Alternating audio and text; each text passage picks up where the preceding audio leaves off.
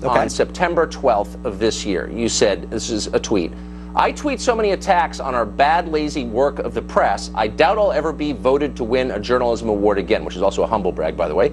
But the next day you say, quite ironically, and I'm quoting, "I believe Trump was institutionalized in a mental hospital for a nervous breakdown in 1990, which is why he won't release his medical records."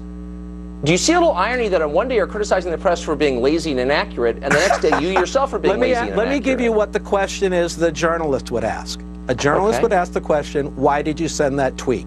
I will answer it for you now. I've been covering Donald Trump. I started writing about him in the late 1980s. At that time, I obtained his medical records from his real doctor, not from this guy who sent out a medical report then. It showed that in 1982, he was given a very heavy prescription for an amphetamine derivative, and he remained on that prescription for many years.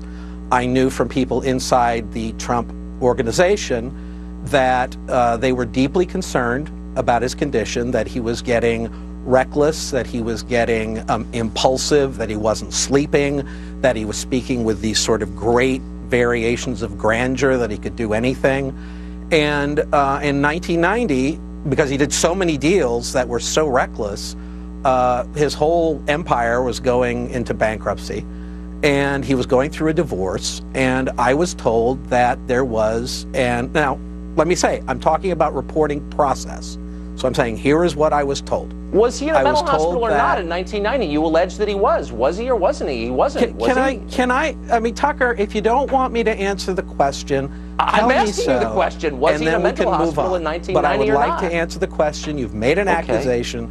Let me answer. No, I read your tweet. So in 1990, I was told that there was essentially a breakdown. I'm giving reporting process here, okay? Clearly, I didn't print it.